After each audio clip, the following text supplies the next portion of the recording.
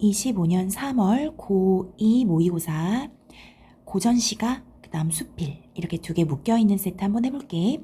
첫 번째 시는 이제 고전시가인데 정운의 수남방옹가라는 시고, 이 수남방옹이라는 말이 정운의 호래 호. 그래서 이 정운이라는 사람이 자연 속에서 이제 풍류를 즐기는 이제 그런 시야. 우리가 정말 많이 봤던 종류의 시고 어렵지가 않아서 정말 쑥쑥 읽힐 거야. 그래서 여기서 일단 생각할 게 이 시 자체가 사계절이 다 나타나 있거든. 그래서 봄, 여름, 가을, 겨울 다 드러나 있다라고 생각하면 되고, 사계절 중에서 봄에 있잖아, 얘들아. 봄에는 공간의 이동이 드러나 있어. 공간의 이동. 그래서 이 시에서 계절의 흐름이 있고 공간의 이동이 있다. 즉 계절의 흐름, 시간의 흐름이 있는 거야. 시간의 흐름도 드러나 있고 공간의 이동도 드러나 있다. 이거 생각하면서 글을 읽으면 될 것 같고, 여기서 자연 있잖아. 여기서의 자연이 두 가지 양상으로 나타나거든. 일단 기본적으로 자연 친화의 공간이야.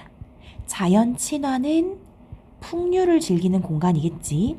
거의 다 이렇게 나타나는데, 그럼에도 불구하고 어떤 공간이 나타나냐면 노동의 공간도 나타나.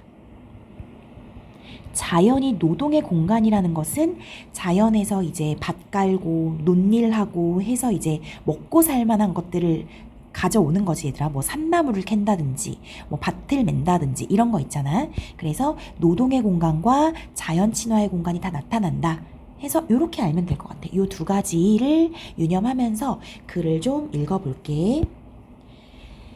첫 번째 줄부터 보자. 생계는 넉넉지 않아도 뜰이 남아 풍족하니. 넉넉하지 않지만 풍족해 라고 지금 자기의 상황에 대해서 긍정적으로 인식하고 있어. 그 다음 볼게. 단표 누공도 서러운 줄 모르리다. 단표 누공이라는 것이 각주가 달려있는데 밥과 물이 자주 떨어질 만큼 가난하다라는 거야. 그러니까 이건 가난이거든. 가난해도 서러운 줄 모르리다.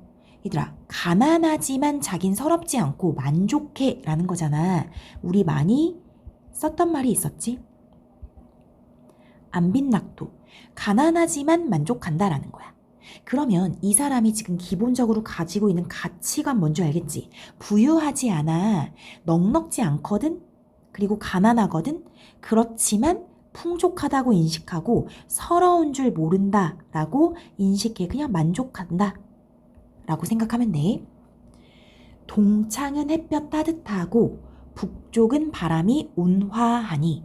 지팡이를 바삐 짚고 동쪽 언덕에 비겨서니. 얘들아, 여기부터 이제 공간의 이동이야. 동쪽 언덕이라는 곳이 이제 첫 번째 공간이라고 생각하면 돼. 금사는 버들 그림자요, 설색은 매화로다. 얘들아, 여기 봐봐. 금사라는 거는 금실이야, 금실. 금실은 버들 그림자이고, 설색이, 설자가 우리 알지? 눈설이잖아. 눈 색깔이니까 흰색이야. 흰색은 매화로다. 그러니까 얘가 버들 그림자를 보고 있어. 근데 버들 그림자가 금실처럼 보이는 거야. 그리고 흰색을 보는데 흰색은 매화야. 이렇게 얘기하는 거야. 얘가 지금 동쪽 언덕에서 본 것들 얘기하는 거지. 버드나무 그림자랑 매화를 보았다. 이렇게 얘기하고 있어. 여긴 표현을 좀 끌어낼 수 있는데, 뭐뭐는 뭐뭐요, 뭐뭐는 뭐뭐로다, 뭐뭐는 요거 뭐겠어? 백구. 괜찮지? 그 다음에 흰색, 설색 나왔으니까 시각적 이미지 괜찮겠지? 그리고 이 동쪽 언덕에서는 이제 얘가 계속 자연을 바라보거든. 자연을 바라보고 아름답다고 여겨. 그래서 이 동쪽 언덕은 자연을 즐기는 공간이라고 생각하면 돼.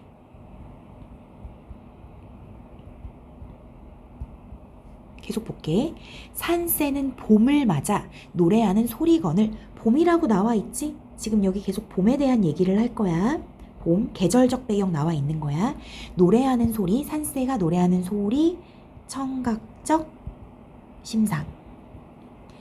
임화는 비 온 후에 웃음을 머금었다. 얘들아, 임화가 숲속의 꽃이야. 이 숲풀림이잖아. 숲속에 있는 꽃은 비 온 후에 웃고 있다라고 얘기하는 거야. 꽃이 폈다라는 얘기를 하는데 꽃이 웃고 있다. 의인화 시켰네. 온갖 계절 경치 실컷 다 본 후에 하면서 얘가 동쪽 언덕에서 이러한 경치들을 지금 봤구나 라고 알 수 있어. 이 자연을 지금 아름답게 관찰하고 있지. 자연의 아름다운 모습을 관찰하였다. 이렇게 써주면 돼. 그래서 실컷 다 본 후에 이봐 아이들아 서쪽 밭에 일이 있다 하면서 이번엔 서쪽 밭에 일이 있으니까 다 같이 가자 하면서 아이들을 부른 거거든. 일단 서쪽 밭. 공간이 바뀌어 얘들아. 공간의 이동이 있다 그랬잖아. 그래서 여기 지금 첫 번째 동쪽 언덕, 두 번째 서쪽 밭으로 갔어. 밭으로 가서 뭘 하냐면은 노동을 해 얘들아. 여기 서쪽 밭이 노동의 공간이야. 이 시에서 자연은 자연 친화의 공간도 되지만 노동의 공간도 된다 그랬지. 그래서 이 서쪽 밭이 노동의 공간이다 라고 생각하면 되고, 이봐 아이들아 하고 청자도 불렀네. 청자에게 말을 건네는 방식. 그러면 이봐 아이들아 때문에 맞구나 라고 생각하면 돼. 따비홈이 다 제각각 갖추어라. 갈거니 지거니 여러 일랑 마친 후에 하면서 따비홈이 가지고 갈고 지고 여러 일랑을 다 노동으로 이제 일을 한 후에 해서 밭일을 마친 거지. 밭일을 마쳤어. 아, 그리고 요런 거 나올 수 있어. 뭐뭐 어라 뭐뭐 알아 하면은 명령형 어미지. 이렇게 밭일을 마친 후에 광주리를 둘러매고 뒷산에 올라가니. 어디로 갔어? 뒷산. 이번엔 뒷산에 간 거야. 3번 공간의 이동이야. 뒷산에 올라가니 어린 취나물 못다 크고 고사리 채 살쪘다. 취나물도 보이고 고사리도 보여. 꺾으며 담으며 바구니 못다 차서 하면서 취나물을 꺾고 고사리를 꺾고 그래서 담은 거야. 꺾고 담고. 얘들아 여기도 어느 공간이야? 노동의 공간이지. 그래서 꺾고 담고 했는데 바구니를 다 채우진 못한 거야. 좀 부족했어. 다 채우진 못했는데 그리고 가서 어디로 갔냐면 봉우리에 올라앉아 하면서 이번엔 봉우리로 갔네. 4번이야. 공간의 이동. 네 번째. 봉우리에 올라앉아서 채미가를 길게 읊어. 채미가가 뭐냐면 얘들아 채미가 우리가 한 적이 있는데 고사리 밑자에다가 캐가 이제 캐는 거야. 그래서 고사리 캐기. 고사리를 캐는 노래. 고사리 캐는 노래. 고사리 캐는 노래가 뭔가요? 이렇게 생각할 수 있는데 우리 요거 배기숙제 하면서 했던 시 있었던 거 기억나? 고사리 캐는 이야기 관련된 고사 있었잖아. 고사리 캐 먹다가 수양산에서 굶어 죽은 배기숙제 얘기 기억나야 될 텐데 그 얘기 우리 했었지. 그래서 이 노래는 절이지사에 대한 노래야. 절이지사가 좀 어렵나? 절개, 의로운 절개를 지키는 선비들. 그래서 절이지사의 노래를 채미가라고 생각하면 돼. 그러니까 절개를 지키는 사람들에 대한 노래 그냥 이렇게 생각하자. 절개에 관한 노래를 길게 읊었대. 봉우리에 가서. 그랬더니 향철 운소의 가슴속이 상쾌하니 하면서 그 노래를 불렀더니 어떻대? 가슴속이 상쾌한데. 여기 향철 운소는 각주가 달려 있거든. 노랫소리가 구름 낀 하늘에 울려 퍼진다. 이렇게 각주가 나와 있어. 그래서 노랫소리가 울려 퍼진다. 간단히 얘기하면 요렇게 정리할 수 있겠지. 노랫소리가 울려 퍼져서 가슴속이 상쾌하니 무대에서 바람을 쐰다 한들 여기서 더할런가? 무대에서 바람을 쐰다라는 것도 각주가 달렸는데 일단 요건 고사야. 그래서 이 시에서는 고사를 인용하고 있다 라고 생각하면 되고, 이 내용이 뭐냐면 욕심 없이 유유자적하는 것을 얘기해. 욕심 없이 유유자적한들 여기에서 더할 것인가? 더하지 않다. 그러니까 제 아무리 욕심 없이 유유자적하며 살아간다 한들 내가 지금 상쾌한 이 마음에서 더 좋을 수는 없다. 즉 누가 제일 좋아? 내가 제일 좋아. 가슴속이 상쾌해. 내가 지금 가장 만족감이 있어. 만족감 얘기하는 거야. 얘들아 이거 이해됐어? 서리적 표현인 거 보이지? 자, 봉우리에 가서 노래 불러서 자기가 지금 너무너무 만족스러워 라고 얘기하는 거야. 됐니? 자, 우리 여태까지 공간 어디 갔어? 동쪽 언덕에서 자연이 아름다운 거 봤어? 서쪽 밭에 가서 따비호미로 일했어. 뒷산 가서 취나물 고사리 캤어. 봉우리 가서 노래 불렀더니 너무너무 기분이 좋았어. 그 다음이야. 잠깐 산책하여 작은 집에 돌아오니 5번이야. 그리고 나서 집에 왔어. 작은 집에 돌아오니 어린애는 문에서 기다리고 새 술은 익어 있다. 한 잔 한 잔 또 한 잔 마신 후에 얘들아 술을 한 잔 먹고 한 잔 먹고 또 한 잔 마셨대. 보통 이런 자연 친화 시에서 술 나오면 뭐더라? 풍류지 풍류. 풍류적 태도. 괜찮지? 그리고 한 잔 한 잔 한 잔 반복하고 있네. 그리고 나서 술을 마신 다음에 얘가 어디 갔냐면 낚싯대 비스듬히 들고 물가를 찾아가니 6번 물가 갔어. 부지런하시다 그지? 여기저기 잘 가지? 그래서 자 봉우리 갔다가 집에 와서 술 마시고 이제 다시 물가로 가서 낚싯대 들고 물가로 간 거야. 계속 가볼게. 물가 간 다음에 이제 어디 갔는지. 물가에서 뭐 하냐면 미끼 없는 낚시에 고기마다 다 모인다.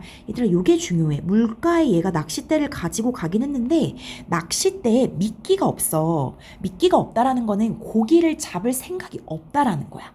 알겠지? 그러면 얘는 고기를 잡을 생각이 없어. 즉 욕심이 없어. 그럼 도대체 낚싯대 왜 가지고 갔어? 풍류의 수단인 거지. 그냥 낚싯대 들여놓고 자연을 즐기는 거야. 풍류의 수단이라고 생각하면 돼. 물고기와 새도 뜻을 알아. 나의 뜻을 안다라는 거야. 어떤 뜻? 나의 욕심 없는 뜻을 알아. 다 의심 아니 안 해. 내가 욕심 없다는 거 의심 안 해. 의인법 괜찮니? 물고기 새가 의심을 안 해 라고 했으니까. 그리고 얘들아 물고기와 새가 나의 뜻을 안대. 자연물과 내가 같은 생각이야. 무라일체다라고 해도 맞겠지. 아름다운 물결은 밤낮을 쉬지 않거늘 하면서 물결도 아름답다. 물가에서 시를 짓고 언덕 올라 휘파람 불어 하루하루 또 하루의 산수로 소일하니 산수의 즐거움을 나밖에 누가 알겠는가? 이렇게 얘기하거든.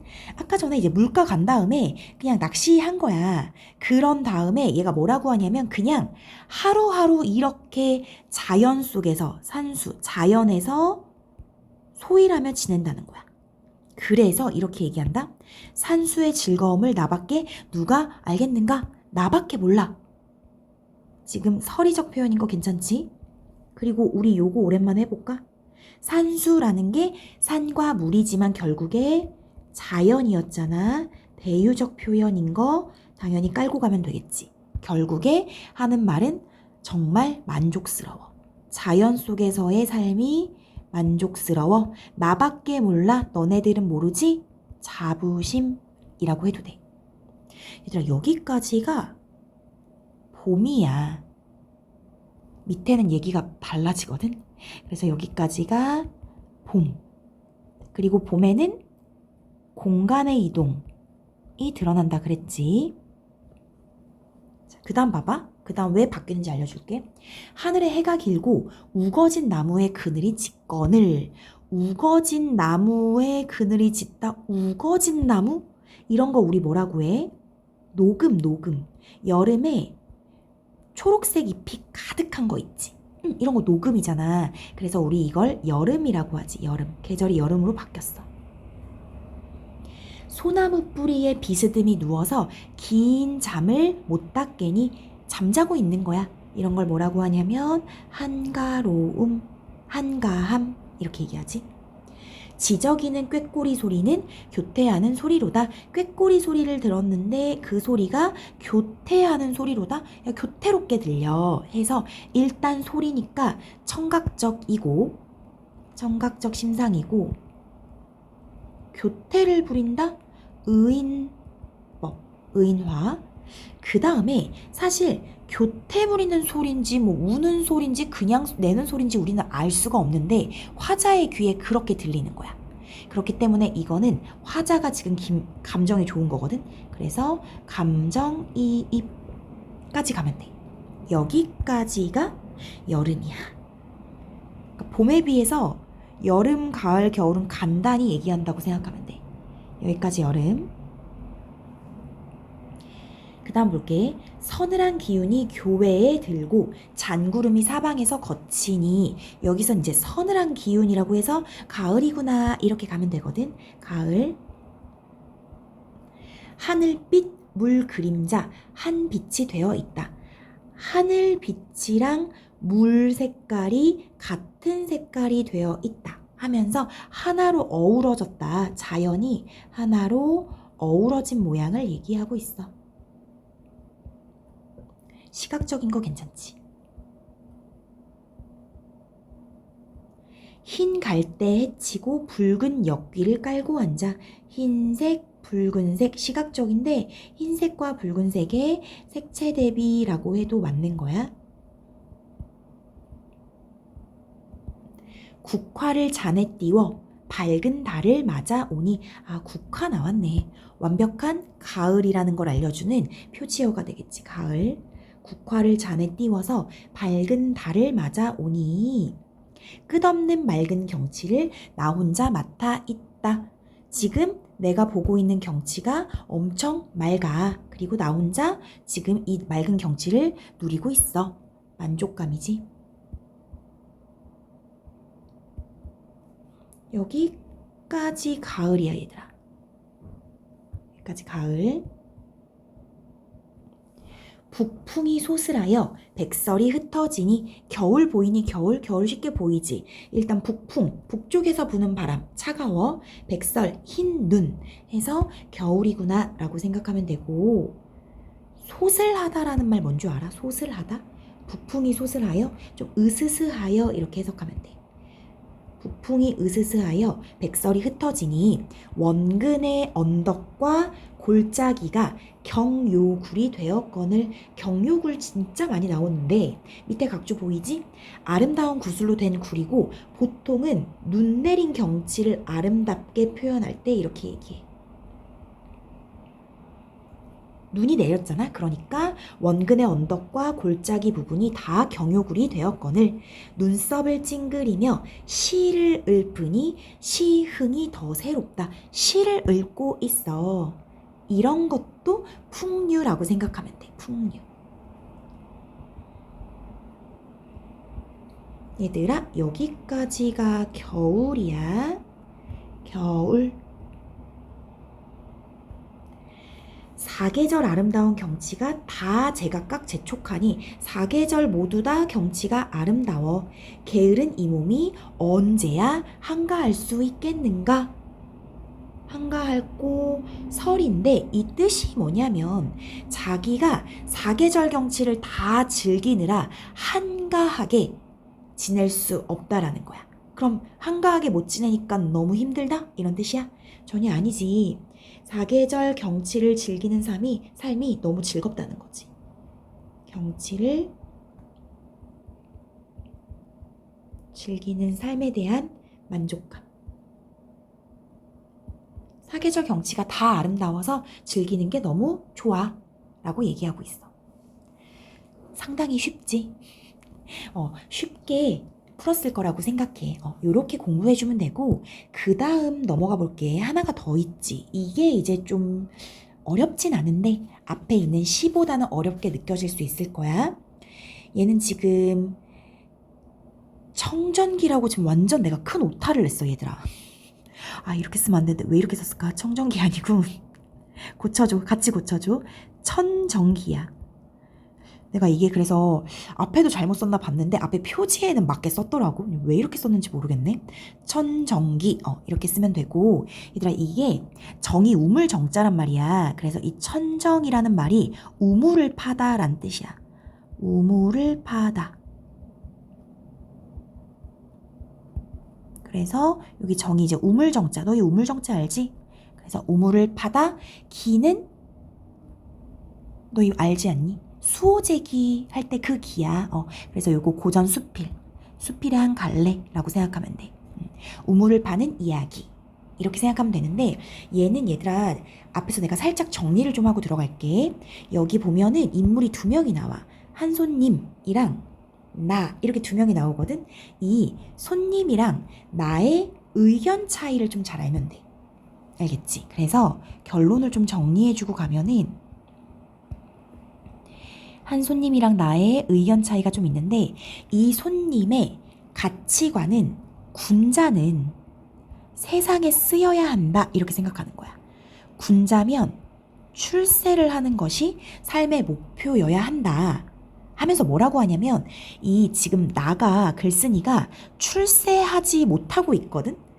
출세 못하고 있으니까 군자는 모름지기 출세를 하는 게 목표니까 너 조금만 기다려. 너는 곧 출세할 거야. 이렇게 얘기를 한다.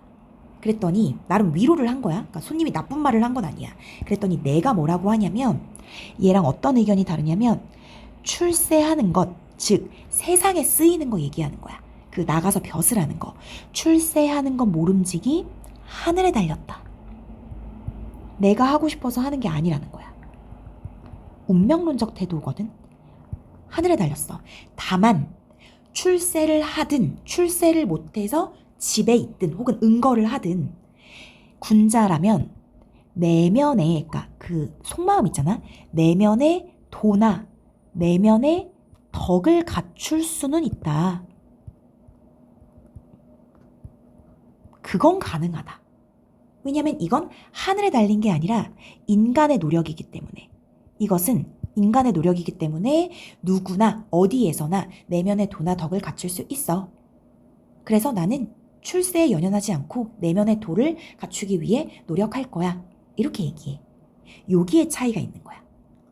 자, 요거 알겠어? 출세에 대한 태도 차이가 있고, 내가 특히 무엇을 중시하는지를 보면 돼. 그걸 이제 우물을 가지고 좀 얘기를 하는 거거든. 자, 그럼 글을 한번 읽어볼게. 얼마 뒤에 한 손님이 찾아와 이렇게 말하였다. 주역의 우물괴를 보면 하면서 지금 주역이라는 책을 인용하고 있는 거야. 주역이라는 책에 우물에 관련된 이야기를 보면, 군자가 우물의 덕을 본받아 백성들을 위로하고 서로 돕게 권면한다라고 하였지요 하면서, 군자 있잖아. 군자는 백성들을 위로하고 서로 돕게 권면하는 것이 군자의 역할이야. 이렇게 얘기를 해. 그런데 이런 군자의 역할은 마치 뭐와 같아? 우물 같아. 이렇게 얘기하는 거지. 그러니까 우물을 상당히 긍정적으로 본 거라고 생각하면 돼. 우물은 누군가를 위로하고 도와줄 수 있는 존재야 라는 걸 깔고 가는 거야. 정말 우물이란 길러줌이 끝이 없답니다 하면서 이제 우물 얘기를 해. 우물은 길러주는 것, 그러니까 길러준다라는 게 이제 성장하게 하는 거야. 성장하게 하는 것이 끝이 없답니다. 우물은 참 유용하답니다. 우물은 효용이 있답니다. 우물은 유익하답니다. 이런 거야. 그래서 우물의 유익함에 대해서 얘기를 해.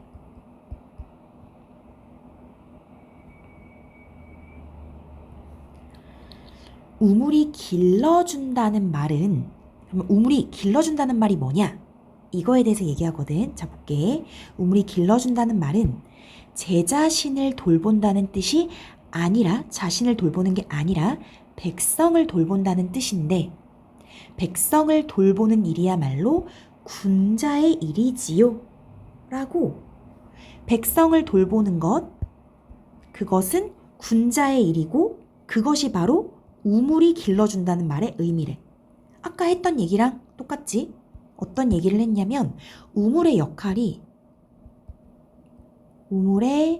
역할이 길러주는 건데 그럼 이 우물이 길러준다는 말이 무엇을 의미하는 것이냐? 이거 백성을 돌보는 거래. 백성을 돌본다는 것, 기른다는 게 백성을 돌봐주고 길러준다는 거야. 이것은 군자가 해야 되는 일이다. 이렇게 얘기하고 있는 거야.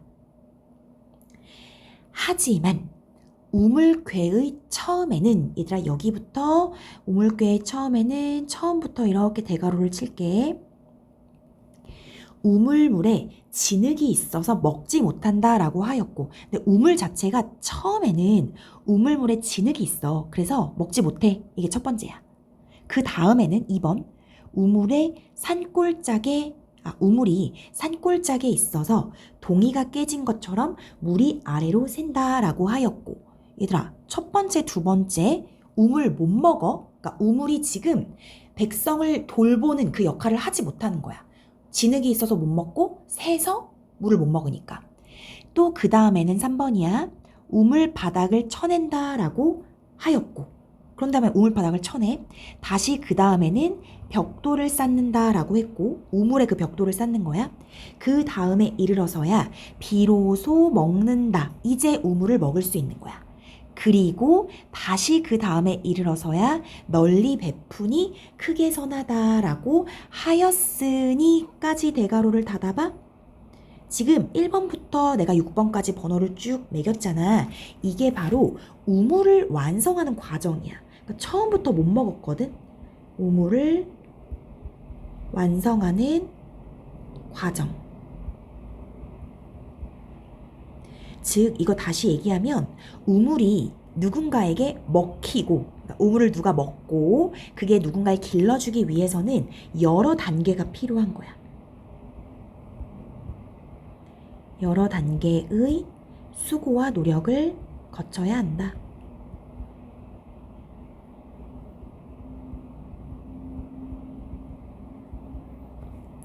계속 읽어볼까? 우물의 효용이야 크다 하겠지만 우물을 만드는 과정은 실로 험난하고 복잡하다 하겠소. 그러니까 우물의 유익함이 진짜 크긴 커. 하지만 과정은 험난하고 복잡해. 이렇게 얘기하고 있어. 이것의 의미를 조금 써보면은 우물의 효용이야 크다라는 것이 일단 우물 자체는 모두에게 큰 역할을 한다. 그거야. 그럼 여기서 우물이 뭐냐면 아까 전에 계속 얘기를 했지만 요건 이제 군자의 삶인 거거든. 그래서 군자의 삶을 지향하는 사람 이렇게 적어놓으면 돼. 우물은 군자의 삶을 지향하는 사람이야. 지향하는 사람이야. 하지만 군자가 되기 위한 그 과정은 험난하고 복잡하다. 즉 다시 얘기하면 군자가 된다는 것은 내면의 덕을 갖추는 거거든. 내면의 덕을 갖추는 것은 단번에 되는 게 아니야. 단번에 되지 않고 과정이 필요하다는 거지.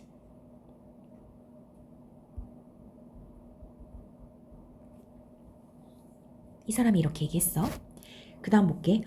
그런데 지금 당신이 세운 우물은 이미 바닥을 쳐내기까지 했으니 실제로 이제 이 사람이 내가 우물을 만들고 있었나 봐.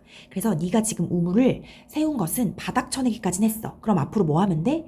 벽돌 쌓고 물 길어 먹고 널리 덕을 베푸는 일 밖에 안 남았는데 그거는 노력하지 않아도 순차적으로 될 테지요. 이를 그대의 상황에 빗대자면 하면서 이건 이제 우물에 대한 얘기고 이걸 너에게 적용하자면 그대가 깊이 돌을 간직하고 담뿍 덕을 지니고 있으면서도 애처롭게 쓰이지 못함이 마치 우물이 감추어져 쓰이지 못했던 때와 실로 비슷하다고 하겠소. 하면서 지금 이 사람, 나의 어떤 상황이랑 매칭을 시키고 있는 거야. 자, 다시.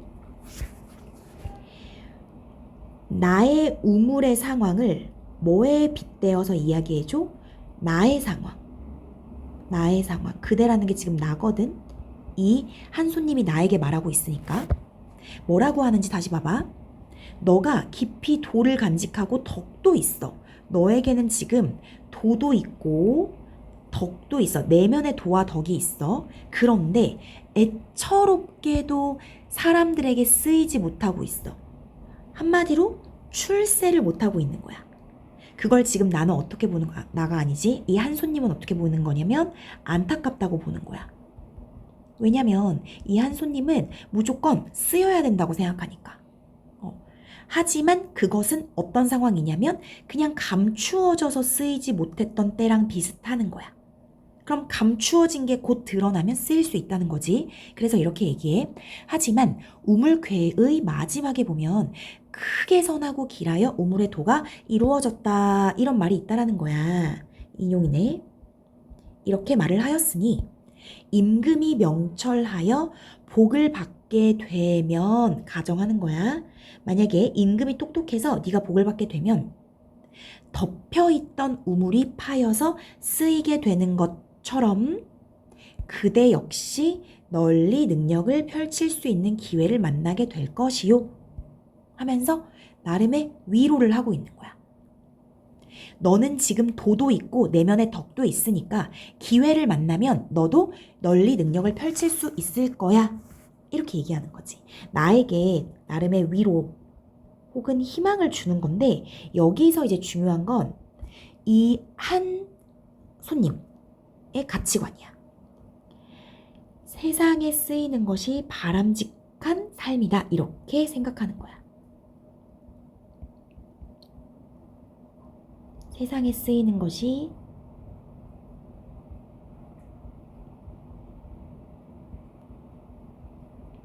바람직한 삶이다. 다시 얘기하면 이 사람은 출세지향적이야.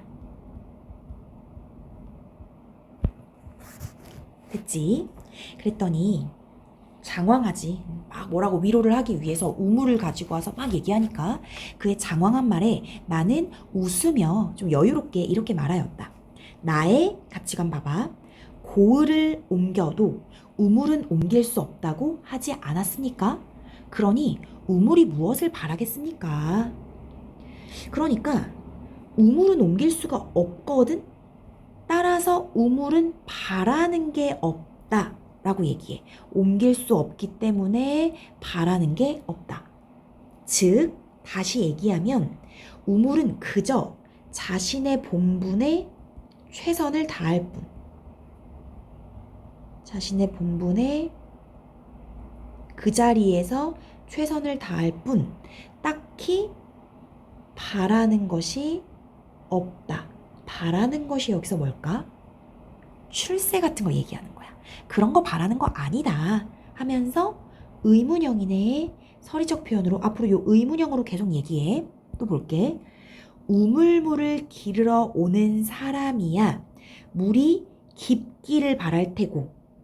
그치? 우물물을 기르러 오는 사람은 물이 깊었으면 좋겠어 이렇게 바람이 있고, 우물물을 길어가는 사람이야 물을 가득 채우기를 바라겠지만 그들 입장에서는 물이 깊어서 많이 채웠으면 좋겠어 라는 이들은 욕망이 있는 거야. 바라는 게 있는 거야.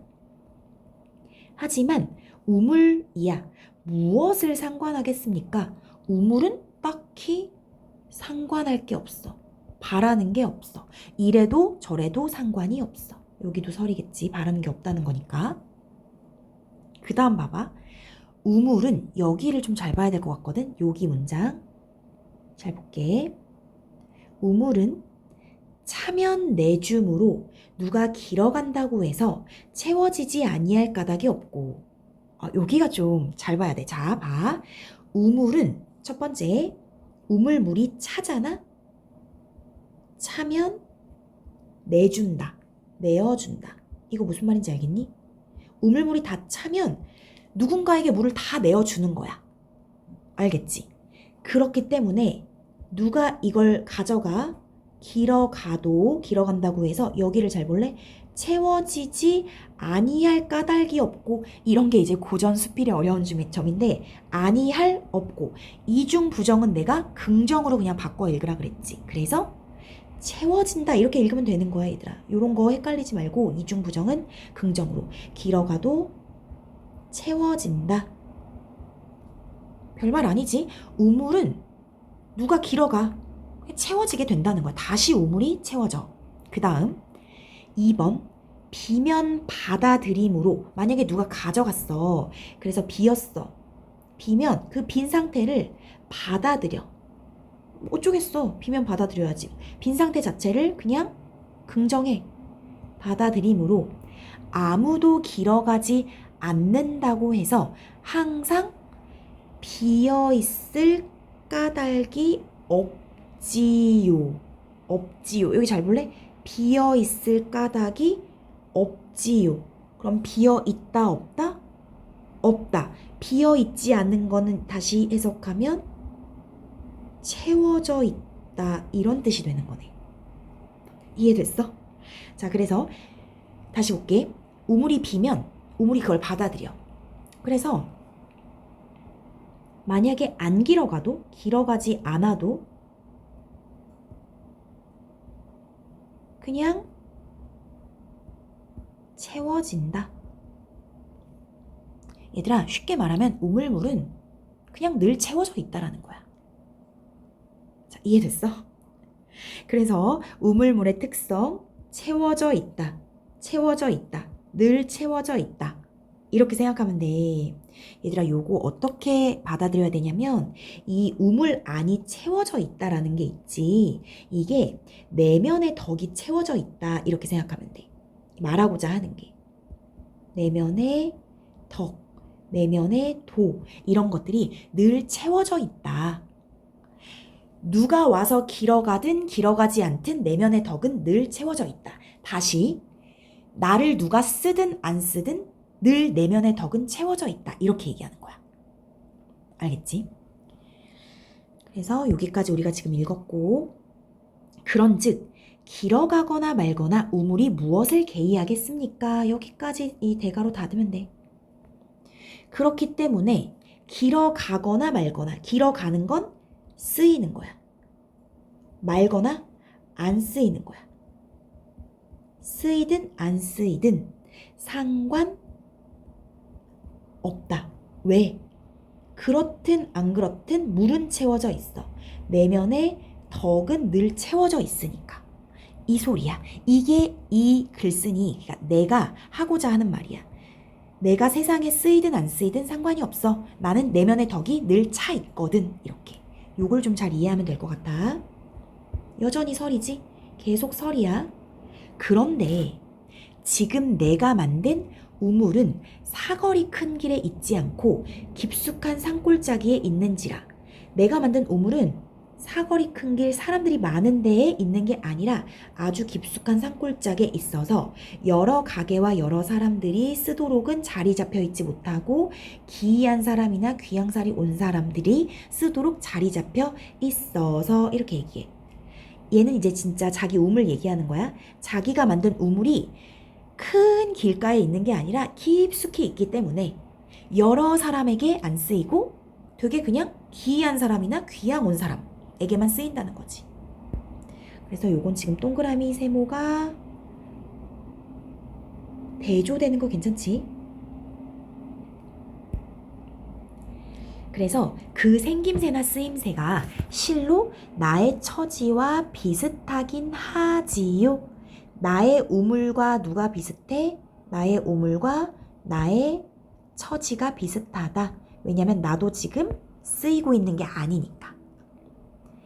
내가 쓰이고 버려짐이야 우물의 처지와 똑같지만 이 우물하고 똑같지만 모든 일이 조물주에게 달린 것이니 요거 내가 앞에서 얘기한 하늘에 달렸다는 거야. 운명론적 태도야. 쓰임을 받는 것은 운명론적 태도. 나에게 달린 것이 아니라 하늘에게 달린 것이다. 그러니 내가 무얼 상관하겠소? 상관하지 않겠다. 그럼 어떻게 하겠다는 거야?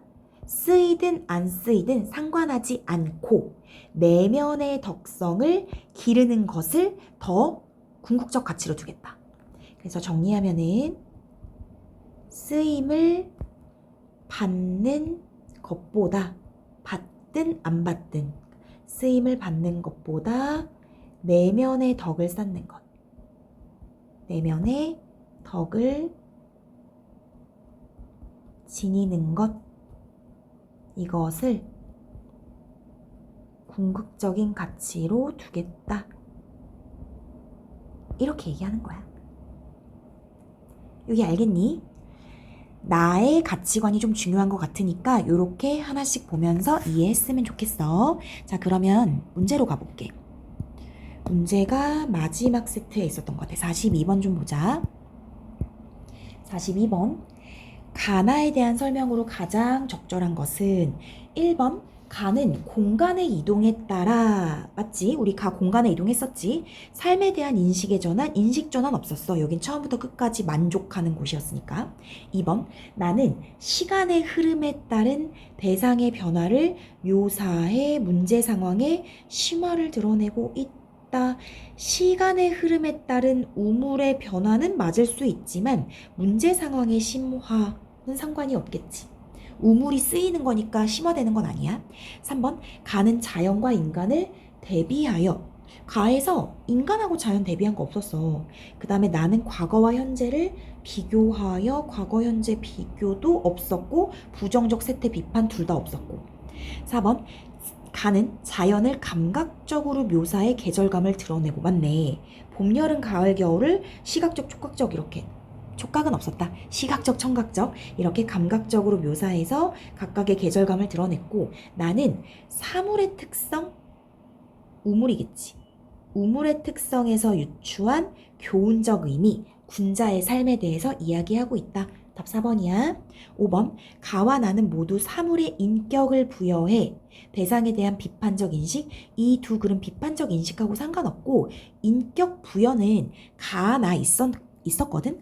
가에는 내가 짚어준 게 있었어. 잠깐만 찾아보자.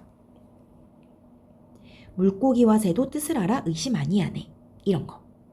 그 다음에 꾀꼬리 소리가 교태하는 소리로다. 이런 거 의인이었는데 나에서 의인은 내가 짚어주진 않았는데 어디냐면은 우물이 무엇을 바라겠습니까? 이런 거. 우물은 바라는 게 없다. 해서 마치 우물이 무언가를 바랄 수 있는 것처럼 얘기하고 있잖아. 그래서 이거 인격 부여했다라고 볼 수 있어. 알겠지? 자, 그 다음에 43번에 적절하지 않은 것. 얘들아 여기 지금 왔다 갔다 해야 돼가지고 조금 힘든데 지금 1번은 기억이 뭐였냐면은 너희는 옆을 봐. 지팡이 짚고 동쪽 언덕에 가서 버들 그림자 매화 보는 거. 그러니까 주변 돌아다니면서 자연 감상 맞고. 니은이 뭐였냐면 온갖 계절 경치 다 즐긴 후에 이봐 아이들아 서쪽 밭에 일이 있다 이렇게. 그래서 자연을 즐긴 다음에 생계를 위한 일도 소홀히 안 했지. 그래서 이 글에서 자연은 자연 친화의 공간이자 노동의 공간 다 맞다. 3번 디귿이 뭐냐면 사계절 아름다운 경치가 제각각 재촉해서 내 몸이 언제 한가할 수 있겠는가? 아, 한가할 겨를이 없어. 나 너무 계절이 좋아. 이 모든 계절이 좋아. 이렇게 얘기하는 거야. 아쉬움 아니지. 차이도 없고.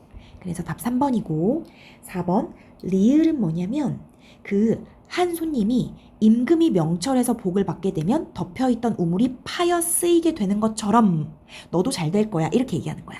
그래서 상대방의 앞날에 대한 전망, 너 잘 될 거야를 드러내기 위해서 가정하고 있다. 맞았고. 그 다음에 5번 미음은 기이한 사람이나 귀양살이 온 사람이 쓰도록 자리 잡혀 있다. 나의 우물이. 그래서 대상이 위치한 장소의 특성 때문에 우물이 위치한 장소가 아주 그냥 깊숙한 산골짜기에 있어서 쓰임에 제약이 있다. 맞는 거였어. 자, 요것도 거꾸로 역으로 공부해가면 되는 거 알겠지? 내신을 위해서는. 44번 볼게. 44번에서 A, B가 뭔지 알아야 되거든. A는 원근의 언덕 골짜기. 원근의 언덕과 골짜기. B는 깊숙한 산골짜기. 깊숙한 산골짜기인데 맥락을 봐야 되거든. 얘는 좀 맥락을 보면은 A가 아이고 여기까지 가면 안 되지. A가 뭐냐면은 지금 여기 있어. A는 원근의 언덕과 골짜기가 경유굴이 되었다. 눈이 내려서 만족스러워, 예뻐 라는 거고, 여기 깊숙한 산골짜기는 나의 우물이 깊숙한 산골짜기에 있어 여기였다. 자, 그럼 볼게. 1번 A는 화자에게 심미적으로 완상되는 장소. 얘들아 요거 말 알겠어? 아름답게, 심미적, 완상, 관찰되는 거지. 맞는 거. 2번 A는 화자의 내적 갈등이 심하. 이 글에서 내적 갈등 전혀 없고.